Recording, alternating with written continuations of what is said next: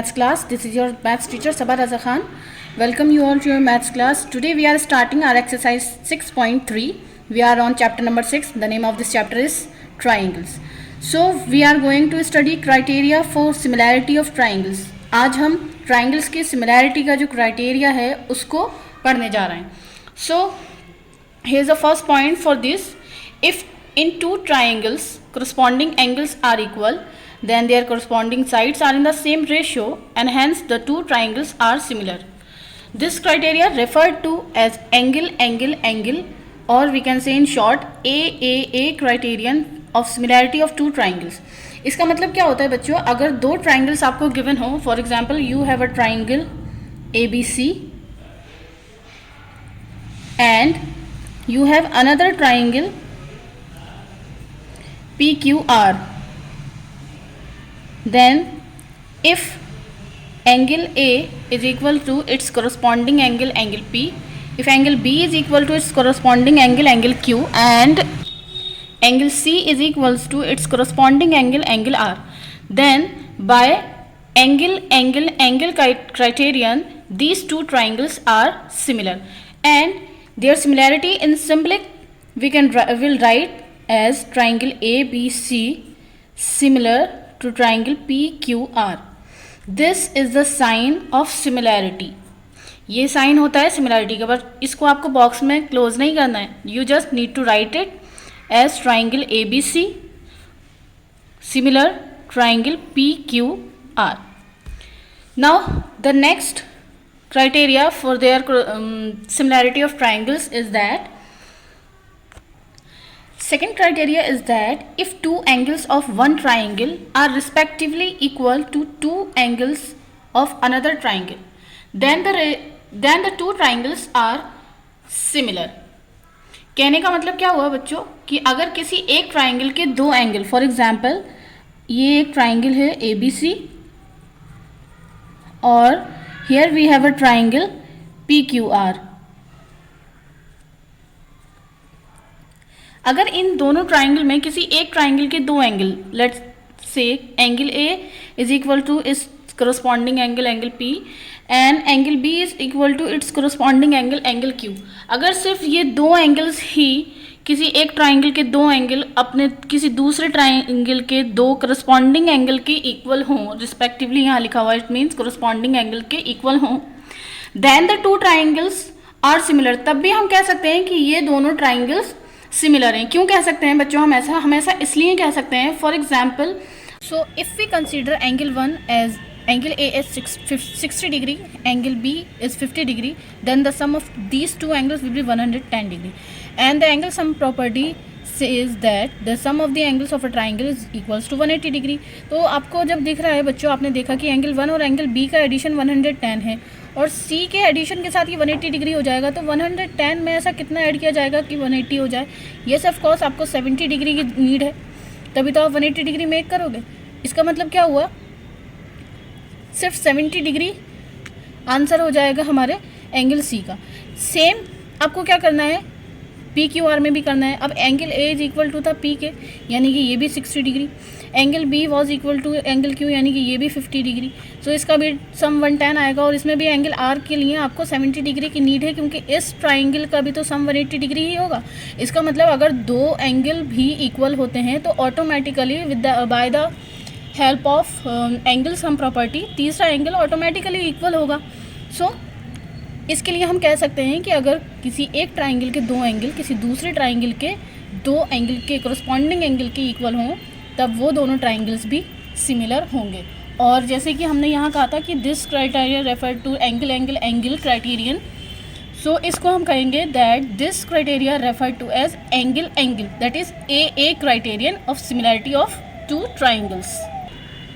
So we'll write down this criteria referred to as angle AA criterion similarity of two triangles. यानी कि अगर AAA criterion होगा तब भी triangles similar होंगे, और सिर्फ AA यानी angle criterion यूज़ करेंगे तब भी दोनों triangles similar हो जाएंगे. Now we are moving on third criteria. Well, here is the third criterion. If in two triangles sides of one triangle are proportional to the sides of the other two triangles. other triangle, not other two triangles, then their corresponding angles are equal and hence they are similar triangles. इनके कहने का मतलब क्या हुआ बच्चों कि अगर किसी एक ट्राइंगल की सारी साइड दूसरे किसी ट्राइंगल की सारी साइड के प्रोपोर्शनल हो, यानी कि उनकी जो करस्पॉन्डिंग साइड्स हों उनके प्रोपोर्शनल हों, तो उनके करस्पॉन्डिंग एंगल इक्वल हो जाते हैं. और जब इस तरह की कंडीशन आएगी तब ये क्राइटेरियन की हेल्प से we can say that these two triangles are similar. Let us consider two triangles. दो ट्राइंगल्स कंसिडर करते हैं. Let it is a triangle A B C. Length of A B is 3 cm, length of BC is 4 cm and AC is 5 cm, and we have another triangle PQR. This is our triangle PQR. Let's say PQ is 6 cm, BC is 8 cm and PR is 10 cm. So बच्चों हम देख सकते हैं इसको easily कि AB की corresponding side PQ है जो कि 3 की 2 times 6 cm. BC की corresponding side QR है which is 2 times of BC, that is 4 2s are 8 cm. Corresponding side of PR is AC which is also 2 times of 5 cm, that is 10 cm.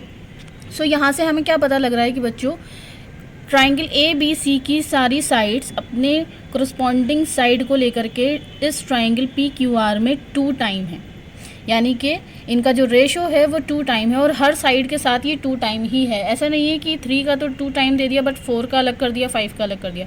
तीनों का ratio जो है वो same है. जब तीनों का रेशो सेम होता है तब क्या होता है, एंगल्स इक्वल होते हैं. और इसकी हेल्प से हम कह सकते हैं कि ये दोनों triangle, triangle ABC and triangle PQR दोनों सिमिलर ट्राइंगल हैं. इनको फिर से रिकॉल करते हैं बच्चों. फर्स्ट में हमने रीड आउट पढ़ा था कि हमने लर्न किया था कि if in two triangles corresponding angles are equal, अगर करस्पॉन्डिंग एंगल इक्वल है तब उनकी साइड्स सेम प्रोपोर्शनल में होंगी. थर्ड में हमने पढ़ा है कि अगर साइड्स प्रोपोर्शनल में है तो उनके एंगल इक्वल होंगे, यानी कि पॉइंट नंबर 1 और पॉइंट नंबर 3 दोनों एक दूसरे के कन्वर्स हैं. This criteria will be called side side side criterion, और we can say in short SSS criterion. So here we will write this referred to as side side side, that is SSS criteria. You all have to note these notes in your fair copy. Now we are moving on exercise, but before starting exercise we have another criteria also, जिसमें हम पढ़ने वाले हैं कि अगर किसी triangle का एक एंगल दो साइड दूसरे किसी ट्राइंगल के एक एंगल और दो साइड के इक्वल और प्रोपोर्शनल में हो, यानी कि एंगल्स इक्वल हो और साइड प्रोपोर्शन में हो, तब उन ट्राइंगल्स को भी सिमिलर ट्राइंगल कंसिडर किया जाता है. सॉरी, एक्चुअली कहा जाता है, कंसिडर की तो कोई गुंजाइश ही नहीं है.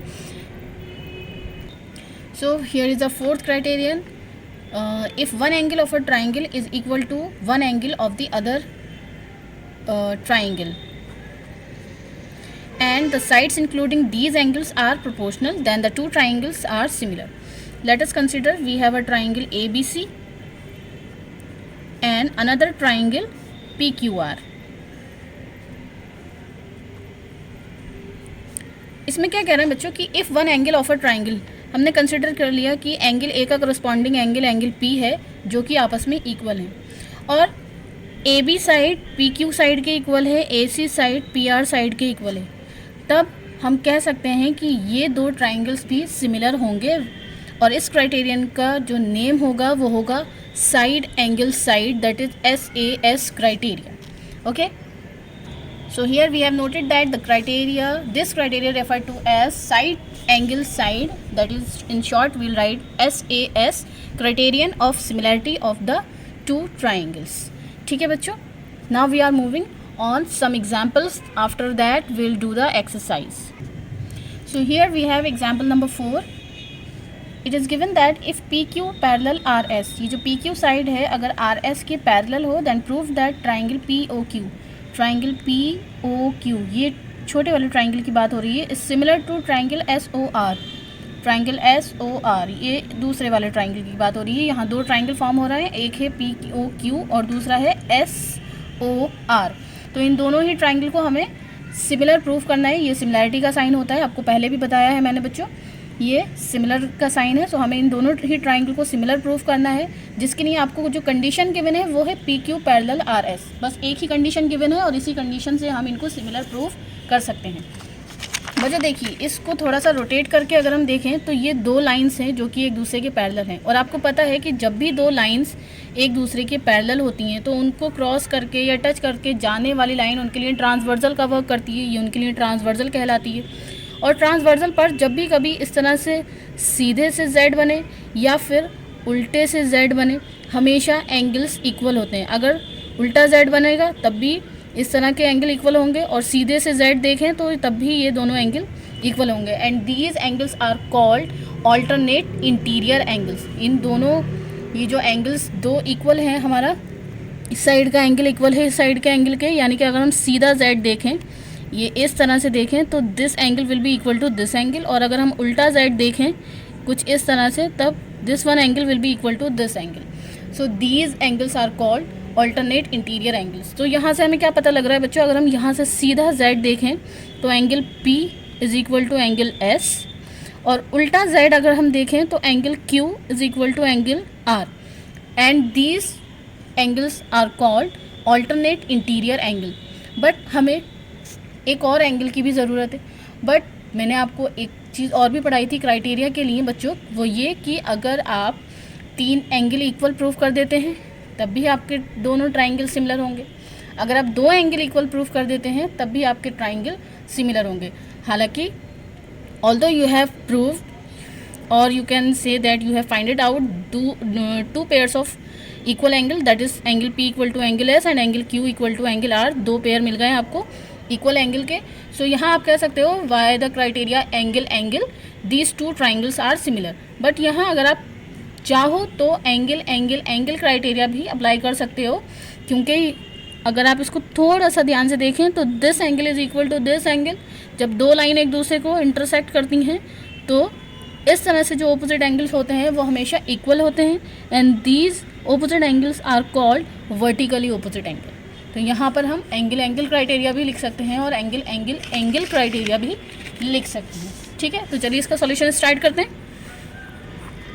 we'll write down since PQ is parallel to RS, hence angle P equal to angle S, alternate interior angle, and angle Q equal to angle R, this one is also alternate interior angle, and angle POQ। अब देखिए बच्चों, यहाँ पर हमने पूरा क्यों लिखा है इसको POQ, सिर्फ एंगल O क्यों नहीं लिखा?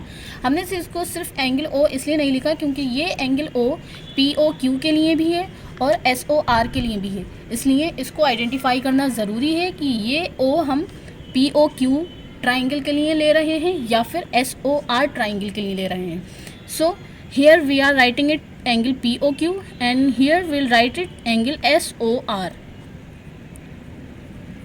और आपको पता है कि PQ या SR से कोई फ़र्क नहीं पड़ेगा, ये सिर्फ और सिर्फ एंगल O को आइडेंटिफाई कर रहे हैं कि किस ट्राइंगल से हैं, क्योंकि एंगल तो वहीं बनता है ना जो बीच में लिखा होता है, और ये एंगल क्या है हमारा वर्टिकली ऑपोजिट एंगल है।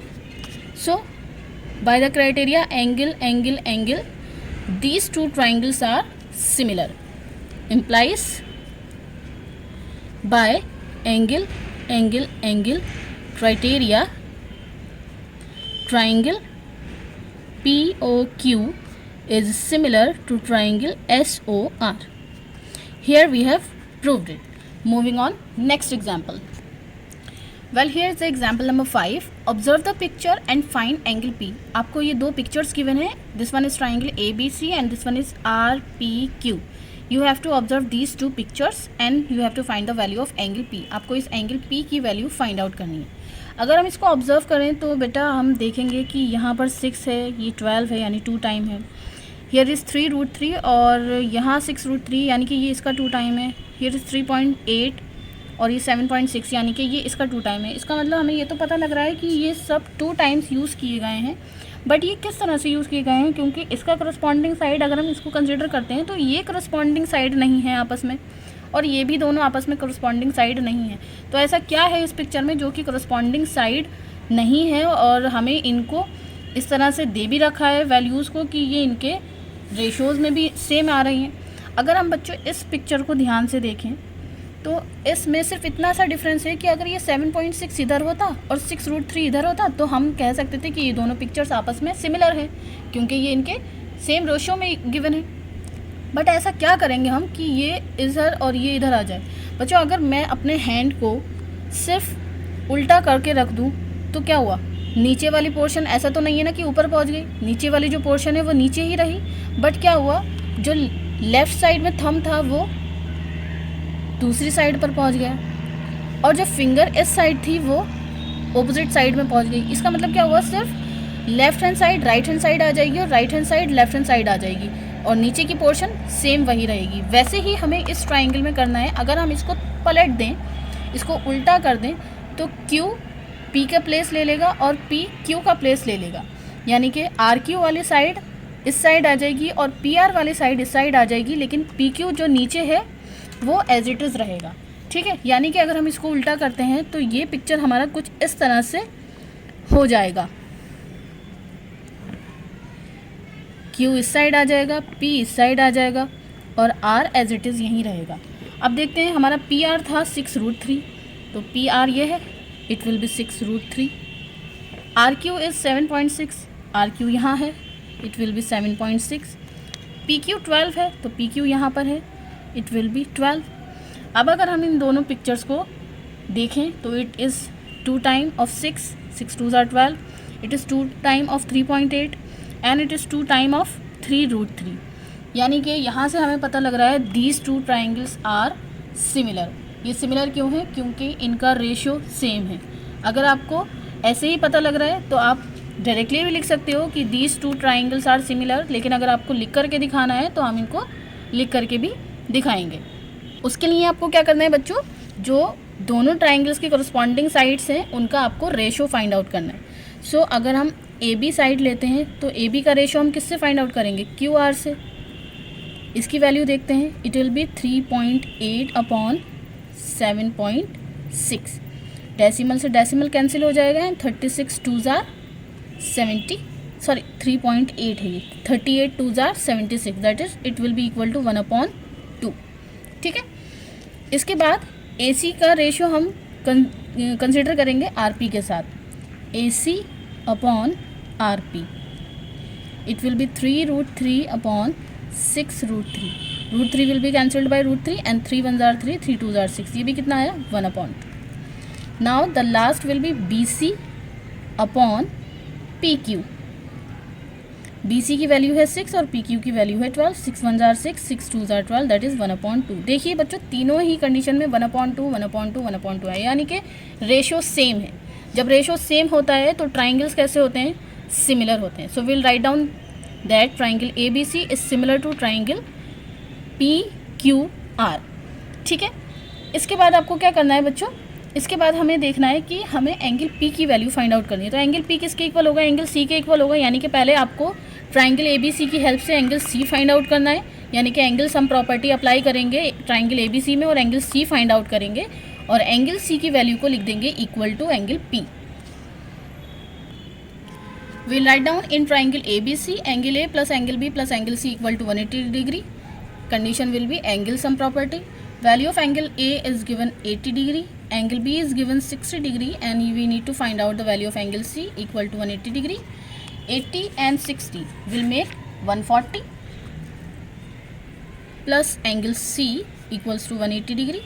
Now the value of angle C will be equal to 180 minus 140. अब ये माइनस क्यों है, क्योंकि 140 एंगल C के साथ ऐड हो रहा है और एडिशन वाली चीज़ जब दूसरी साइड शिफ्ट की जाती है तो वो सब्ट्रैक्शन में चली जाती है।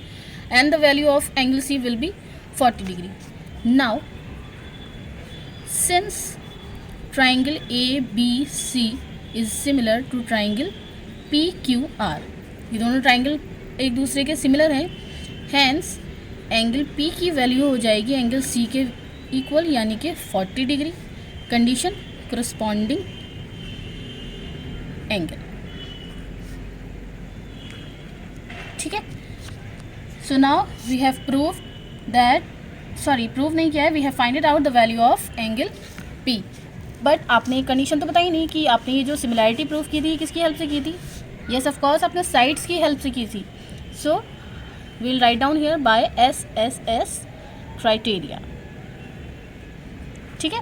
now we are moving on our next example, example number 6. example 6 is that बच्चों if OA into OB is equals to OC into OD, यानी OA और OB का जो प्रोडक्ट है वो OC और OD के प्रोडक्ट के इक्वल है, then prove that angle A equal to angle C. you have to prove that this angle A is equals to angle C and this angle D will be equal to angle B. आपको ये angles equal proof करने हैं। इसके लिए आपको क्या करना पड़ेगा बच्चों, इसका सॉल्यूशन स्टार्ट करते हैं। We have given OA into OB equals to OC into OD।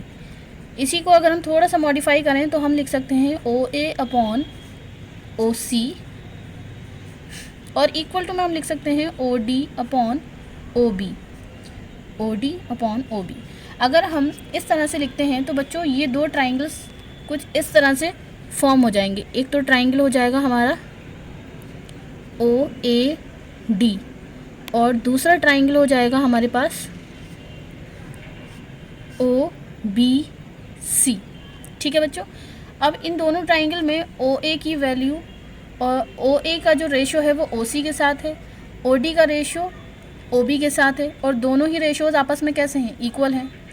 Also we know that these are called vertically opposite angle. It means angle AOD equal to angle BOC, यानी कि जो दोनों angle O हैं जब दो line cross करती हैं तो आपको पता है कि वर्टिकली ऑपोजिट एंगल बनते हैं जो कि एक दूसरे के इक्वल होते हैं। सो एंगल AOD यानी कि एंगल O की बात हो रही है, एंड एंगल BOC यानी कि फिर अगेन एंगल O की बात हो रही है, लेकिन दोनों ही एंगल O एक तो ट्राइंगल AOD का है और एक BOC का है, तो दोनों ही इक्वल हैं जो कि हैं वर्टिकली ऑपोजिट एंगल। जब रेशोज़ इक्वल हैं यानी कि दो साइड के रेशोज़ इक्वल हैं और उनका एक एंगल भी इक्वल है इंक्लूडिंग एंगल, सो इस क्राइटेरिया को हम क्या कहेंगे, we will write down that by side angle side criteria, क्योंकि दो साइड का रेशियो इक्वल है और एक एंगल इक्वल है, तो साइड एंगल साइड क्राइटेरिया की हेल्प से we can say that triangle AOD is similar to triangle BOC। ठीक है, जब AOD और BOC दोनों सिमिलर ट्राइंगल हो जाएंगे तो इसका मतलब we can say that angle A is equal to angle B and angle D is equal to angle C, क्योंकि जब दो चीज़ें सिमिलर हैं तो इसका मतलब उनके करस्पॉन्डिंग पार्ट्स जो बचे हुए होते हैं वो भी इक्वल हो जाएंगे। ठीक है, so will write down that angle A equal to angle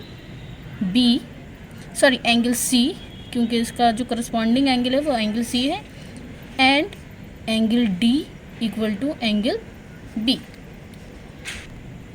जो कि क्या है, corresponding angle of the similar triangle. we'll write down here corresponding angles of the similar triangles, क्योंकि यहाँ दो ट्राइंगल्स फॉर्म हो रहे हैं। we have proved it. moving on, example number 7. Example 7 को बच्चों आपको बहुत अच्छे से समझना होगा थोड़ा सा। It is given that a girl of a height 90 centimetre is walking away from the base of a lamp post लिख दिया मैंने इसको, lamp post at a speed of 1.2 metre per second. If the lamp is 3.6 metre above the ground, find the length of her shadow after 4 seconds. काफ़ी सारी चीज़ें इसमें given है। थोड़ा थोड़ा सा पढ़ते हैं और थोड़ा थोड़ा सा इसको समझने की कोशिश करते हैं। एक गर्ल है बच्चों जिसकी हाइट कितनी है, 90 सेंटीमीटर है। अच्छा, बस यही 90 सेंटीमीटर है, बाकी ये दोनों जो यूनिट्स हैं वो मीटर पर सेकंड में है, तो इसलिए इसको 90 सेंटीमीटर को हम क्या लिख सकते हैं बच्चों, 0.9 मीटर लिख सकते हैं। हमने बच्चों बनाया है ये AB एक लैम्प पोस्ट बनाया है। जाहिर सी बात है कि जो लैम्प पोस्ट होगा वो बड़ा होगा और जो गर्ल है वो छोटी है। ठीक है, तो लैम्प पोस्ट AB है और लैम्प पोस्ट से 4 सेकंड के बाद हमने कंसिडर किया है कि जो गर्ल है वो CD है जो कि यहाँ आ गई है। ठीक है, 4 सेकंड के बाद वो इस पोजीशन पर है, जिसकी हाइट है 0.9 मीटर और किस स्पीड से आई है, ये 1.2 मीटर पर सेकंड की स्पीड से आई है। आपको नोट करते चल रहे हैं, speed of girl, speed of girl जो गिवन है वो है 1.2 मीटर पर सेकंड। हाइट ऑफ गर्ल, जो गर्ल की हाइट है वो है 90 सेंटीमीटर, यानी कि 90 सेंटीमीटर को हम लिख सकते हैं 0.9 मीटर, क्योंकि सेंटीमीटर को मीटर में चेंज करने के लिए 100 से डिवाइड करते हैं। जब 100 से आप इसको डिवाइड करेंगे यू विल गेट 0.9 मीटर। उसके बाद लैम्प की जो हाइट है वो है 3.6। Height of lamp, height of lamp is 3.6 meter, यानी कि जो ए बी है वो 3.6 मीटर है। Okay, find the length of her shadow after 4 second, यानी कि लैम्प के पास से लड़की 4 सेकेंड बाद यहाँ आ गई है। सी डी जो है वो लड़की है, गर्ल है, जिसकी शेडो अब कहाँ से मिलेगी? शेडो ऐसा तो है नहीं कि बच्चों सर से बनती हो, शेडो हमेशा हम पाँव से बनती है। तो कंसिडर कर लेते हैं कि ये जो डी ई है वो शेडो ऑफ गर्ल है। ठीक है, सो इस तरह से हमने देखा कि पिक्चर को ड्रॉ करने पर हमें 2 ट्राइंगल मिल रहे हैं। एक है ट्राइंगल ए बी ई, ये बड़ा सा ट्राइंगल, और दूसरा है सी डी ई, ये छोटा सा ट्राइंगल। अब इन्हीं दोनों ट्राइंगल्स की हेल्प से हमें क्राइटेरिया अप्लाई करने हैं कि किस किस तरह से हम क्राइटेरिया अप्लाई कर सकते हैं। And we have to find out the value of her shadow, that is ये जो शेडो डी ई, इसका शेडो हमने कंसिडर किया है, ये हमें फाइंड आउट करना है। तो सबसे पहले हमें क्या क्या लिखना पड़ेगा? Let A B be lamp post and C D be the girl. C D जो है वो गर्ल है और D E and D E be her shadow. D E जो है वो उसका शेडो है।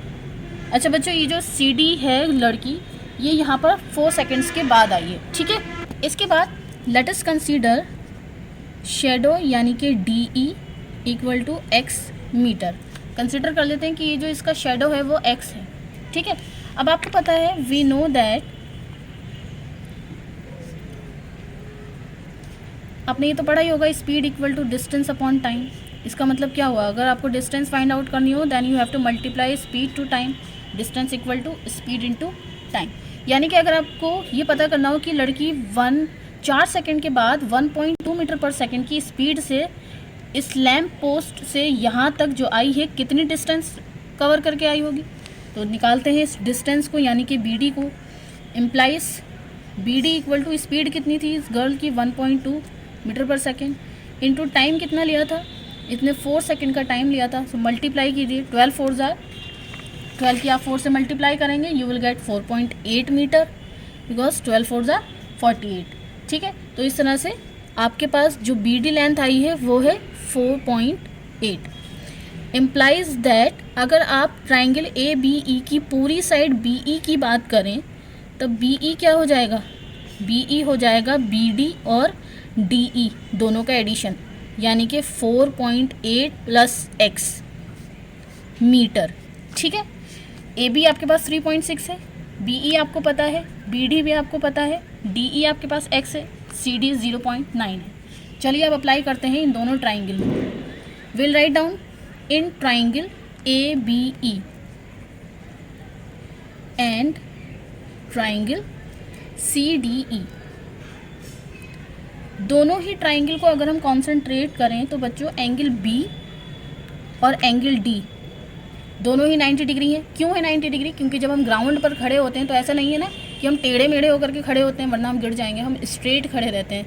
ठीक है, और जो लैम्प पोस्ट या किसी भी तरह के पोल्स लगाए जाते हैं वो भी स्ट्रेट ही होते हैं। So angle B equal to angle D each 90 degree